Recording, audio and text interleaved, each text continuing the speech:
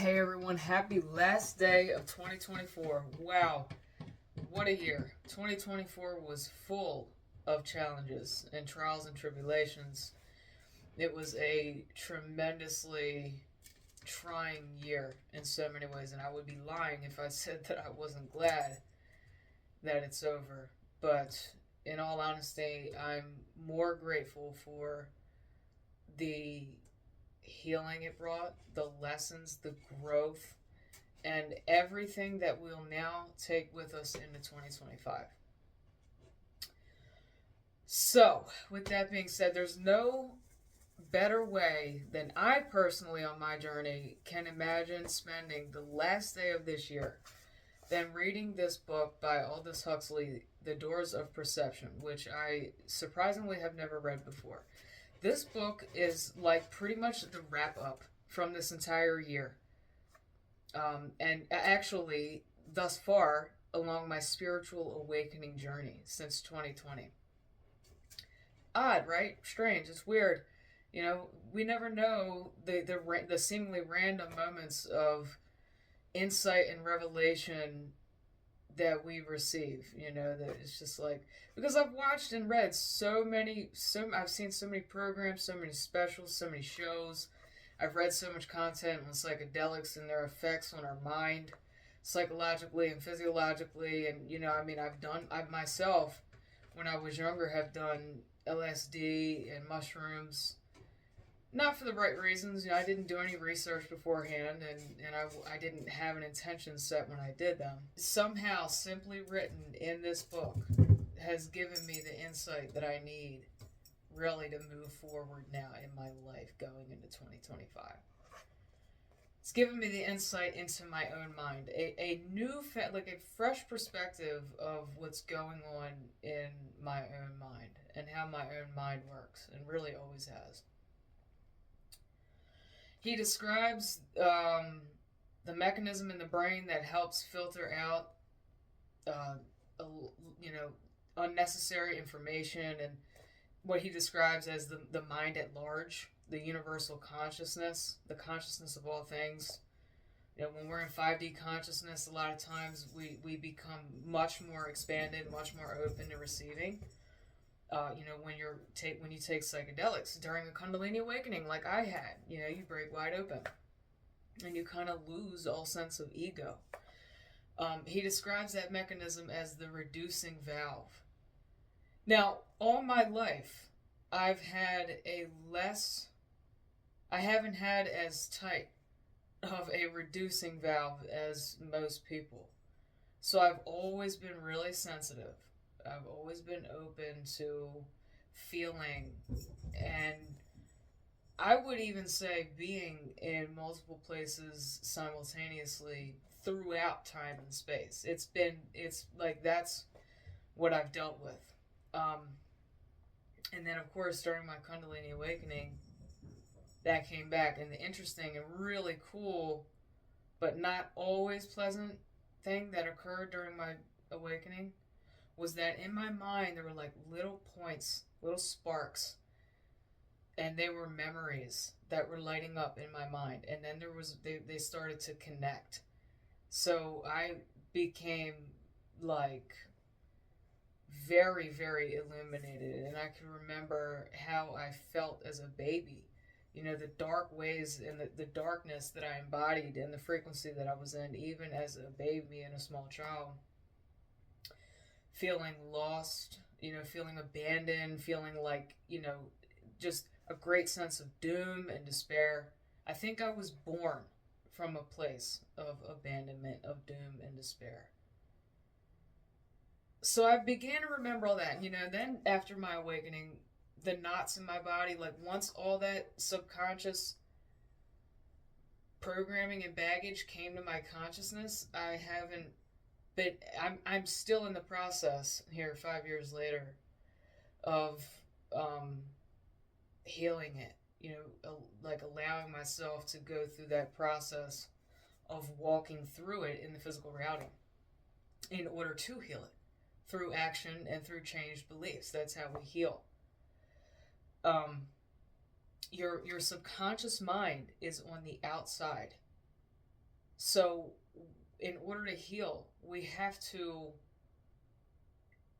go on a quest in the outer world to encounter all these fears that we have in order to help in order to let them help guide us to new action and right action and change beliefs. That's why it's not enough to just meditate. It's not enough to wish away our fears. We actually have to face the fear. And I think collectively, this is a huge, huge, huge thing and theme that we're all coming to realize as we step into 2025. That this year is going to be the year of big breakthroughs and facing our fears, because we've realized we've had time to process trauma. We've tried a whole bunch of different things, holistic modalities to healing, yoga, acupuncture, massage therapy, meditation, eating clean, positive thinking, journaling, vision boards, all this sort of thing.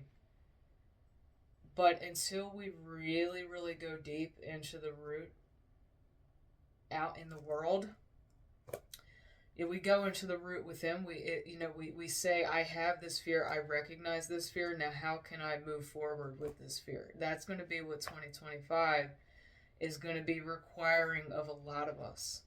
And, this book has given me, like I said, a newfound sense of adventure and hope and curiosity towards this.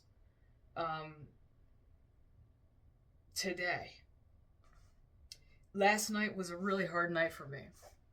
In fact, today I feel quite fragile and delicate, my mental state and my emotional state. But ironically, I feel really hopeful. I feel really present. And, going back to, like I said, my mind's always been expanded. A lot of my energy's still up here, and I'm working towards getting my masculine energy and my rootedness down here, my sense of belonging, my sense of confidence, through going through my fears in the physical reality. This is how we all get to restore our energy and come into alignment. My mentality has always been unstable. I have a very unstable mind. But I do well to go through the processes of my mind, to go through the phases, to go through those cycles. And even though I know and realize that there are fragments in my psyche and there's not, as much of connection and alignment as there will be, as there should be, I still don't consider that anything wrong with me. I do not see that as something wrong with me. And I'm going to tell you why. It's not just me trying to be cute saying there's nothing wrong with me. I'm going to tell you why. Firsthand in my life, throughout my life, in my childhood, into my young adulthood, teens, and into my adulthood, I've met and been around and grew up with and went to school with higher self counterparts, people from past lives, and it's all this absolutely divinely perfect web of connections. And it makes logical sense beyond an initial egoic level of understanding how each and every one of us is connected, and each and every one of us is part of the whole, and each and every one of us is necessary for the other's healing. And all the connections and dynamics intermingle and synchronize. And mentioning that and talking about that is not usually what, people would do, I think. But I'm just the type of person that's going to say what is. There's no controlling it. There's no stopping it. There's, it doesn't matter whether you like it or dislike it. It's just the way that it is. And so that's why, some people might find it uncomfortable. I know my twin flame finds it uncomfortable when I refer to her. And actually, there was a long period in my journey that I thought that maybe I should stop saying that I'm a twin flame, and maybe I should stop referring to my journey as a twin flame journey, until I realized that, wait a minute, I am a twin flame, so I'm not going to stop doing that. If she's uncomfortable, that's on her. I'm not going to choose to neglect, any truth in any part of me that is essential for my own healing and coming into alignment and wholeness and awareness. And I would highly encourage anyone else to do the same, to, not try to neglect, not try to pretend that it's not this way, or that these kind of social agreements that we have with other people where there's certain things that we don't talk about but we just know. Yeah, of course, that's a social skill in some things, but some matters definitely need to be taken out, like swept out from under the rug, and some matters just need to be acknowledged and faced and talked about. We have to be able to be ourselves, honor our truth. There's nothing wrong with that. So that's why I know firsthand that there's nothing wrong with me. There's nothing wrong with you. If you're mentally unstable, like I mentioned earlier in the video, today I feel quite fragile and delicate. My mentality, my emotions, I feel a bit unstable. And at the same time, like I said, I feel hopeful. I feel together. I feel present. So, that's proof there as well that things can kind of exist simultaneously, and not to break it off, not to exclude anything else. Not just because we're one thing doesn't mean we have to exclude the other. Now, as we go, if you're someone like me who has a really fragmented psyche, when you're going through your healing journey and your process, you will be focusing more on certain areas in different times. And some periods they'll be working all together. But working on, focusing on certain areas in your own psyche and in your own mind and in your own energy centers and in your masculine and feminine energies is required. Because it's a process, it's a secular process. It doesn't happen overnight. It's that giant sifter that I described in one of my videos, that everything that doesn't belong gets sifted and sorted out. And the more personality that you have, the more aspects that you have, the longer it's going to take. The more purpose that you have, the more talents, the more things that you have going on, the longer it's going to take. So you focus on this. You might not be able to be focused at the same time on something over here, in terms of masculine and feminine, or physical and non-physical, and so on. And to honor this part of your process and journey. You can do that and still acknowledge that the other's there. That's been a huge grace that I've given myself, is acknowledging my mental instability, the ways that I'm out of alignment, the ways that I'm kind of chaotic, the fragments in my own psyche, and going through that secular process, through the different, focusing on the different areas of myself and letting myself explore, breaking things down and then letting them work all together.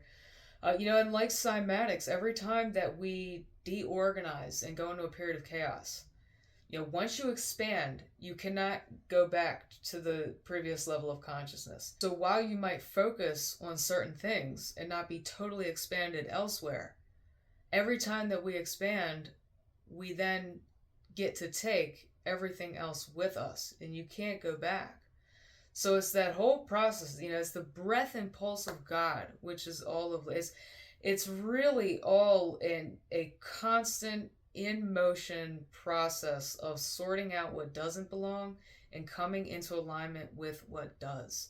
And in part of that process, it feels like there's setbacks, and and there are periods of chaos where you feel like you're being set back. But in reality, there's a hidden order under that chaos where you're leveling up, you're reorganizing, your frequency is raising, and then you take everything you learned with you. It's another thing about trusting your journey, trusting your process. Never compare yourself to another person's journey, because we're all at different phases in our journey, and we're all going, even if we have a very similar path, we're all different. We're all working on different things. So don't compare. Don't think there's anything wrong with you, Be in the present moment. No matter how long and drawn out your journey before you seems, trust and know and believe that miracles are bound to happen, quantum shifts, waking up in new realities, setting that intention to release the fear and take on and conquer your fear out in the physical world. Go on that quest. With that intention, the universe will place miracles along your path. Never ask for your path to be easy. Always, when you pray, ask for the strength to overcome your fears and become the person that you've always been destined to be. So in this video, this is an inspiration of hope for you, for all who are watching this, for everyone together, that it's going to be a year of great breakthroughs, overcoming fear, overcoming challenges, overcoming obstacles, rising to our potentials, realizing our potentials in new ways in which we haven't before, breaking through the ceiling of our current level of consciousness and mind. Thank you all for joining me with this video, and Happy New Year. Have a wonderful 2025. I think it's going to be a great year.